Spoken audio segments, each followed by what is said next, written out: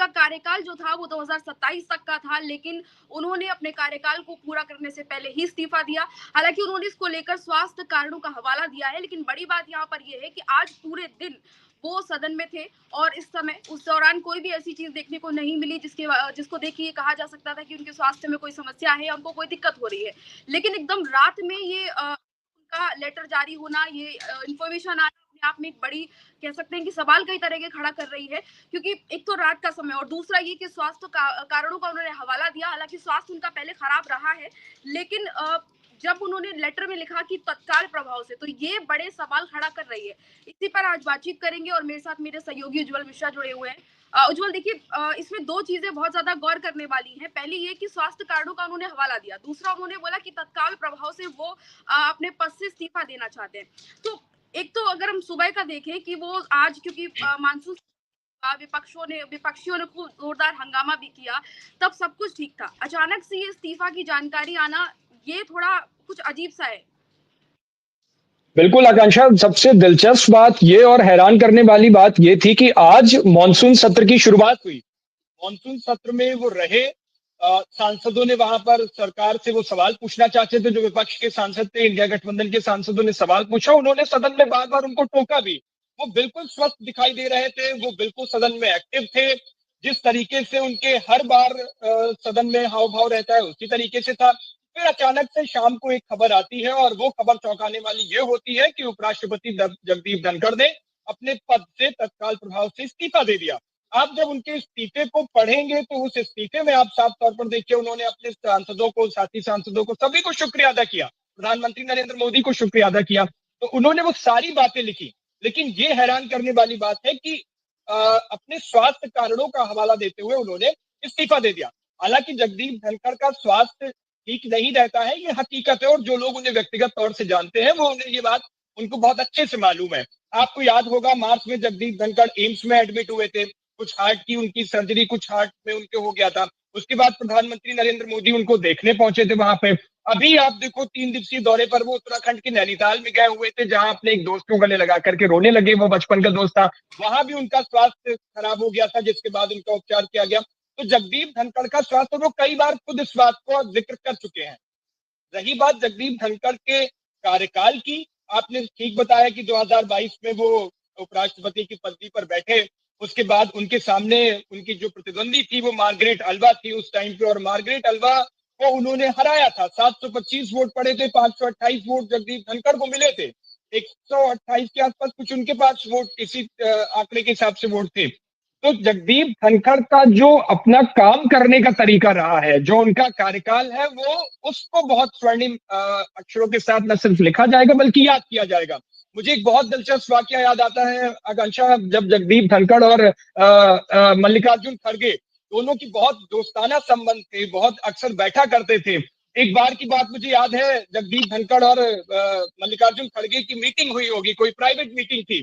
तो जगदीप धनखड़ ने उनसे कह दिया होगा कि जब मेरी प्रैक्टिस बहुत अच्छी चलने लगी थी, मैं वकालत करा करता था, तो उस वक्त मेरे पास बहुत पैसा आने लगा, और पैसा जब आने लगा तो मैंने अपने पास नोट गिनने की मशीन रख ली। उसके बाद जगदीप धनखड़ ने जब ये बात मल्लिकार्जुन खड़गे से कही, तो मल्लिकार्जुन खड़गे ने ये बात सदन के पटल पे रख दी इस बात को। और जब ये बात उन्होंने सदन के पटल पर रखी, तो जगदीप धनखड़ को ये कहना पड़ा कि आप ये पर्सनल बातचीत को आप जग जाहिर क्यों कर रहे हैं। तो जाहिर सी बात है, जगदीप धनखड़ जो थे वो बहुत खुले दिल के आदमी थे। मैं तमाम ऐसे सांसदों को व्यक्तिगत तौर पर जानता हूं, और सिर्फ सत्ता पक्ष के सांसदों को नहीं, विपक्ष के सांसदों को उन्होंने कभी मनाही नहीं की। अगर कोई सांसद उनसे टाइम लेता है, उनसे मिलना चाहता है, तो वो उसको वक्त देते थे, चाहे वो सत्ता पक्ष का सांसद हो, चाहे वो विपक्ष का सांसद हो। उन्होंने इस चीज में भेदभाव कभी नहीं किया। हाँ, जगदीप धनखड़ कई बार आलोचनाओं का शिकार हुए। आपको याद होगा, एक आजादी के बाद के इतिहास में पहली बार ऐसा था जब एक साथ बड़ी संख्या में सदन से सांसदों को बाहर कर दिया गया था, उनको सस्पेंड कर दिया गया था, कार्यवाही में बैठने नहीं दिया गया था। जिसके बाद आपको याद होगा, सभी ने बाहर आकर के विरोध प्रदर्शन भी किया था। उसमें राहुल गांधी भी मौजूद थे, उस वक्त सभी तमाम बड़े नेता मौजूद थे, तमाम सांसद मौजूद थे। तो मल्लिकार्जुन खड़गे आलोचनाओं से भी घिरे रहे, लेकिन एक क्रेडिट उनको जाता है कि सदन का जो डेकोरम मेंटेन करने की बात होती थी, वो मल्लिकार्जुन खड़गे ने उसको बखूबी निभाया, और उनके कार्यकाल को इस तरीके से याद किया जाता है। कई सांसदों के ऐसे किस्से हैं कि वो बाहर बताया करते थे कि जब उनकी मुलाकात जगदीप धनखड़ से होती थी तो जगदीप धनखड़ खुले दिल के आदमी थे और उन्हें कई ऐसे किस्से बताते थे जो उनके पुराने जमाने के किस्से थे। है भी ऐसा जगदीप धनखड़, क्योंकि एक बहुत साधारण से परिवार से आते हैं, किसान परिवार से वो थे। राजस्थान में जाटों को आरक्षण दिलाने का अगर सबसे बड़ा श्रेय किसी का जाता है तो वो जगदीप धनखड़ को जाता है। पेशे से वकालत है, सुप्रीम कोर्ट के वकील है, राजस्थान हाईकोर्ट के प्रेसिडेंट रह चुके हैं 12 नंबर के, तो बड़ी पदवी उन्होंने की है और वो कानून को बखूबी जानते थे, समझते थे। आज ये बेहद चौंकाने वाली बात है कि उन्होंने स्वास्थ्य कारणों का हवाला देते हुए अपने पद से इस्तीफा दे दिया। लेकिन मैं ये मानता हूं कि राजनीति में कुछ भी अचानक नहीं होता है। अगर कुछ हुआ है तो वो सडन नहीं हुआ है, उसकी पटकथा कहीं ना कहीं लिखी जा चुकी है और ये वक्त आने के साथ हमें पता चलेगा कि इसके पीछे की पटकथा क्या थी और किसने लिखी थी। लेकिन मैं इसे अचानक नहीं समझता हूँ। जी। और दिनों से हम देख रहे थे कि जगदीप धनखड़ क्योंकि अपनी बातों के लिए, अपनी जो भी है बयानों के लिए काफी मुखर रहते थे। अभी उन्होंने एक स्टेटमेंट कुछ टाइम पहले ही दी थी। किसान आंदोलन को लेकर भी अक्सर वो बोलते नजर आए, किसानों के हक में बोलते नजर आए, किसानों के बड़े नेता माने जाते थे और जाट समाज से क्योंकि आते थे, तो ऐसे में उनका जो है स्टेटमेंट को लेकर भी कई बार होता था कि पार्टी लाइन से हटकर बोलते थे वो। आपको हम्म। याद होगा किसान आंदोलन जब चल रहा था तब शिवराज सिंह चौहान के साथ जब वो स्टेज शेयर कर रहे थे, दौरान उन्होंने कहा था कि अन्नदाता हैं, सड़कों पर बैठे हुए हैं, इनके लिए कुछ करना चाहिए, तरीके की बातें वो बोलते नजर आए।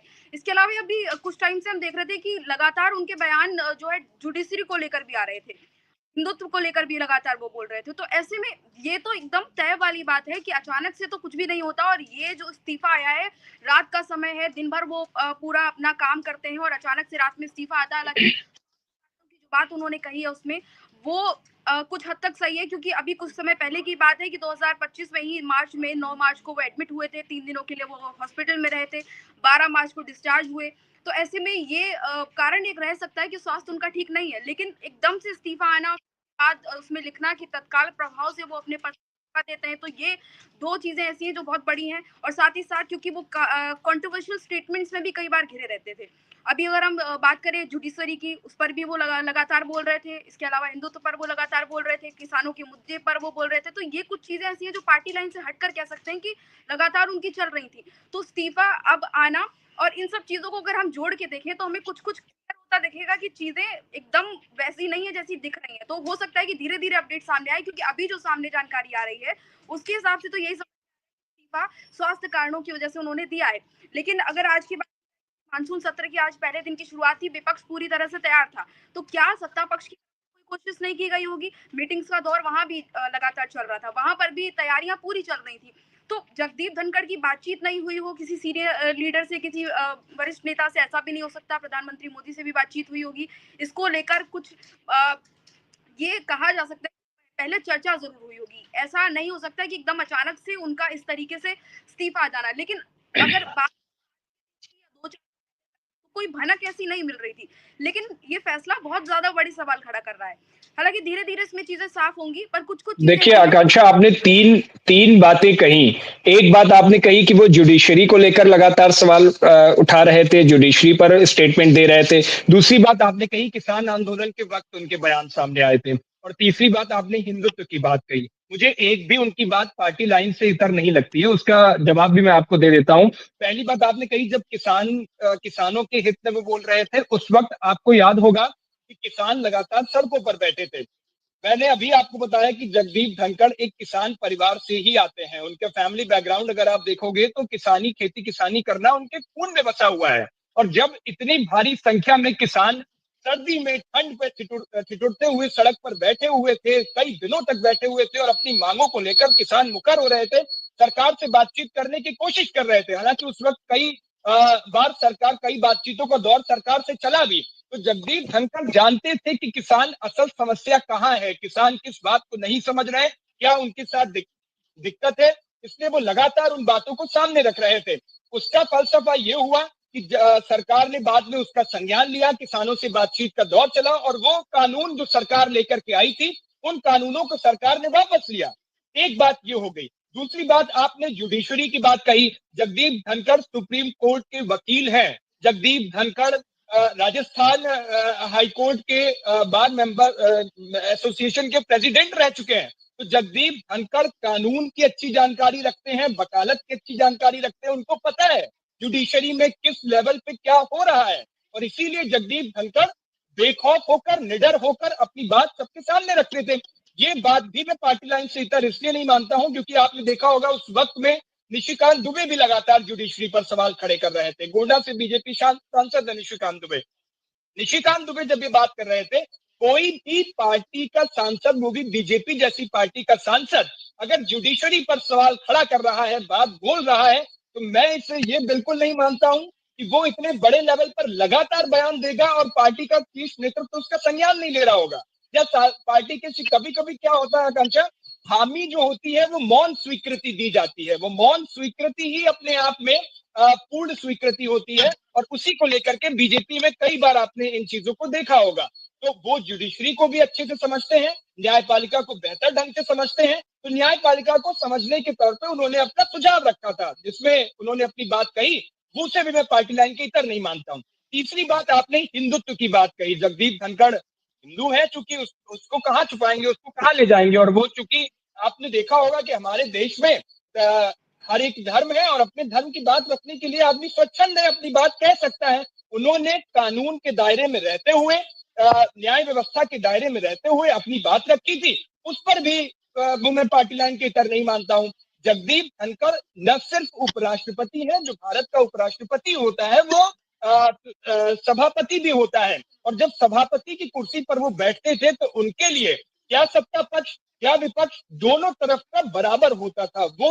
वो व्यवस्था जो न्याय व्यवस्था में हम न्यायपालिका में देखते हैं कि कानून सबके लिए बराबर है, तो सदन के कानून भी जगदीप धनखड़ सबके लिए बराबर रखते थे। और कोई भी हो, आप देखोगे कई बार उन्होंने सत्ता पक्ष के सांसदों को फटकार लगा दी थी, कई बार उन्हें बैठने के लिए बोल देते थे। तो जगदीप धनखड़ की ये तीनों लाइन ना तो पार्टी लाइन के इतर है और वो न्याय व्यवस्था, जुडिशरी को बेहतर समझते थे। वो किसान परिवार से बिलोंग करते हैं और हिंदू है वो, इसलिए वो तीनों बातें अपनी रखते थे, ऐसा मुझे लगता है। और जो आखिरी में आपने कहा था कि अचानक से ऐसा कैसे हो गया, क्या उनकी बातचीत नहीं हुई होगी?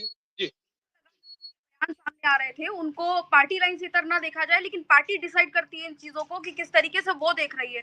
तो ये बस एक हम कयास लगा रहे हैं, ये हम बस डिस्कस कर रहे हैं कि ऐसा हो सकता है, इन चीजों की वजह से भी हो सकता है कि कुछ रिएक्शन सामने आया हो, क्योंकि लगातार देख रहे हैं हम कि वो अपने स्वास्थ्य को लेकर अगर देखा जाए तो 9 मार्च को अचानक रात के समय में उनका इस्तीफा आना, तो ऐसे में कई चीजें जोड़ने की कोशिश जब की जाती है, तो उसमें एंगल जोड़ने की कोशिश जब करता है कोई, तो इसी तरह से चीजें निकल कर आती हैं। हालांकि बीजेपी उनको किस तरीके से मानती है, ये बीजेपी का अपना अलग पॉइंट ऑफ व्यू होगा कि वो किस तरीके से बीजेपी उनके बयानों को देख रही है, तमाम चीजों को किस तरीके से देख रही है। लेकिन जब इस्तीफा एकदम रात में ऐसे आया और तत्काल प्रभाव से उसमें लिखा हो कि वो इस्तीफा देना चाह रहे हैं, तो ये कई सारे क्वेश्चंस खड़ा करता है।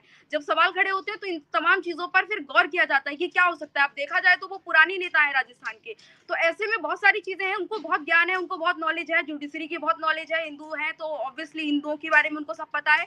लेकिन लगातार सवाल जब खड़ा करता है कोई नेता अपनी ही पार्टी में रहते हुए, जबकि किसान आंदोलन की अगर बात की जाए तो किसान जब सड़कों पर थे तो बीजेपी को उस समय बहुत टारगेट किया जा रहा था। तो अगर अपना ही कोई अगर मंच पर खड़े होकर टारगेट करता है तो वो कहीं ना कहीं सवाल विपक्ष के लिए भी हो जाता है कि देखिए आपका अपना नेता या फिर आपका अपना व्यक्ति ये चीज कह रहा है। आप जैसे कि अभी बता चुके हैं उनके करीबी रिश्ते जो हैं वो बीजेपी के तमाम नेताओं के साथ भी रहे हैं।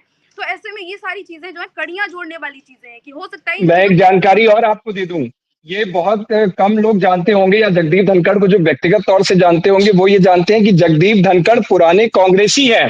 वो कांग्रेस पार्टी में रहे हैं। कांग्रेस पार्टी से उन्होंने अजमेर से कांग्रेस के टिकट पर चुनाव लड़ा था, लोकसभा चुनाव लड़ा था। हालांकि वो चुनाव बाद में वो हार गए थे और फिर उसके बाद 2003 में उन्होंने भारतीय जनता पार्टी ज्वाइन कर ली। फिर धीरे धीरे उन्होंने उसमें कार्यकर्ता के तौर पर काम किया। प्रधानमंत्री मोदी के बेहद करीबी माने जाते हैं। उनके जो संबंध है प्रधानमंत्री मोदी से वो अक्सर वो जग जाहिर कर चुके हैं। और आपने हाव भाव से देखा होगा कई दफे जब मिलते हैं तो गर्मजोशी से दोनों नेताओं की मुलाकात होती है।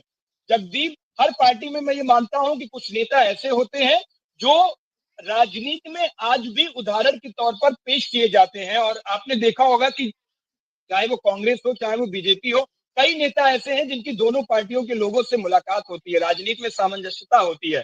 जगदीप धनखड़ एक ऐसे आदमी हैं जिनकी कांग्रेस से भी कांग्रेस के नेताओं से भी, कांग्रेस के सांसदों से भी अच्छी पकड़ है, अच्छे संबंध है, और भाजपा में तो वो चूंकि है ही, अब तो भाजपा के तो नेताओं के साथ होना जाहिर है, तो वो पुराने कांग्रेसी हैं, ये मत भूलिए। काफी लंबे टाइम से, क्योंकि वो राजनीति कर रहे हैं, तो ऐसे में उनका नेताओं के साथ जी। उठना बैठना, ये आजकल तो हम देखते हैं कि आज इस पार्टी में तो जब इतना समय कोई भी नेता बिता चुका है, तो बहुत जाहिर-सी बात है कि उसका तमाम नेताओं के साथ उठना-बैठना रहा होगा। इसके अलावा अगर देखा जाए तो यहाँ पर जो सबसे ज़्यादा चौंकाने वाली बात वही कि 2022 में उन्होंने राष्ट्रपति पद के लिए वो चुने गए थे, उसके बाद 2027 तक का उपराष्ट्रपति, उपराष्ट्रपति। तो जी। जो कार्यकाल था, बीच में कई सवाल खड़े करता है, लेकिन अभी तक चीज़ें कुछ भी सामने नहीं आई हैं। कहा यही जा रहा है कि स्वास्थ्य कारणों की वजह से उन्होंने इस्तीफा दिया, जैसा कि लेटर में लिखा है। तो अब सवाल कई सारे हैं और इनका जवाब धीरे-धीरे सामने आएगा जैसे-जैसे चीज़ें और क्लियर होंगी। लेकिन एक जो चीज़ जो सबके मन में खटक रही है, वो यही कि अचानक से रात में इस्तीफा देना और पूरे दिन का आज का कार्यकाल उनका जो था वो बहुत सही तरीके से संसद के सत्र में उनका रहा। उसके बाद क्या उनकी किसी बड़े नेता से इसको लेकर पहले डिस्कशन नहीं हुआ होगा, क्योंकि इतना बड़ा फैसला उन्होंने एकदम से खुद से ले लिया। अगर स्वास्थ्य कारणों का भी था तो अचानक से एकदम से ऐसे क्यों उन्होंने इस्तीफा दिया? 1 आध दिन का समय ले सकते थे या फिर सुबह दे सकते थे इस्तीफा, रात का समय निकल जाने देते। तो ये बहुत हड़बड़ी में ऐसा लग रहा है कि इस्तीफा दिया गया। तो कई सवाल खड़े कर रहा है ये उनका अचानक से इस्तीफा देना। अब लेकिन जैसे-जैसे समय आगे बढ़ेगा, चीज़ें जैसे-जैसे आएँगी, स्टेटमेंट्स आएँगी नेताओं की, तो चीज़ें और क्लियर होंगी। तो फिलहाल जो बड़ी अपडेट हम आपको दे रहे थे वो यही कि जगदीप धनखड़ ने जो है इस्तीफा दे दिया है, और ऐसे में कई सारे सवाल खड़े हो रहे हैं कि क्या वाक़ई उनके स्वास्थ्य को लेकर कोई चिंताजनक चीज़ है, क्योंकि उन्होंने लिखा यही है कि स्वास्थ्य कारणों की वजह से वो इस्तीफा दे रहे हैं। तो अगर कुछ बड़ा है तो ये भी अपने आप में देखा जाए तो बड़ी खबर हो सकती है कि क्या जानकारी इसको लेकर सामने आएगी, वो देखने वाली बात होगी। रात को चिट्ठी लिखना, तत्काल प्रभाव से पद को छोड़ना, तो ये कई सारे सवाल लगातार सभी के मन में बने हुए हैं। तो फिलहाल अपडेट जो थी वो यही थी, बड़ी जानकारी जो थी वो यही थी, उस पर मैंने और मेरे सहयोगी उज्जवल मिश्रा ने बातचीत की। तो फिलहाल इस डिस्कशन में की तमाम और जानकारियों के लिए जुड़े रहिए भारत एक्सप्रेस के साथ। नमस्कार।